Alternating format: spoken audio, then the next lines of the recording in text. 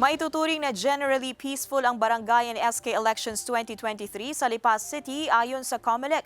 Samantala, naging mapayapa rin ang BSKE 2023 sa Laguna ayon sa pulisya. Narito ang report ni Denise Abante.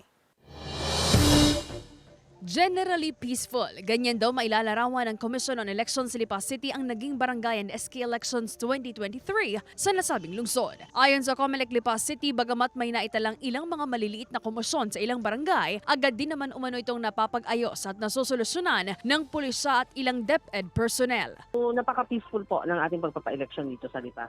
May mga reports of tension sa mga ilang polling centers pero we coordinate immediately sa ating mga DepEd supervising officials and our electoral board members and of course sa ating mga pulis para ma-address agad yung mga situations na ganyan. So hindi na naman siya 100% na ring naiproklama kahapon ang mga nagwaging mga punong barangay at mga konsihal, gayon din ang sangguniang kabataan sa 72 barangay sa Lipas City.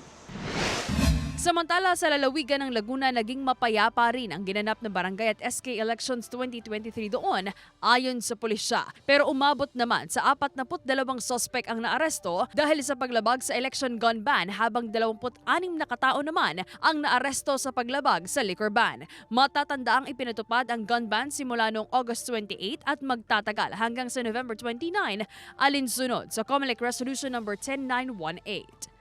Mangilan-ilan mayroon tayong mga nahuli sa liquor ban at mayroon din po tayong mga insidente ng mga vote buying at ito naman ay under investigation na at yung iba naman ay for filing na rin yun case. So manageable pa rin naman sa amin pong mga kababayan na tumulong po sa amin sa pamamagitan po ng ang kanilang operasyon at pagbibigay ng information para po maiwasan po natin ang mga kaguluhan at mapanatili po natin yung ligtas, payapa na barangay at SK elections.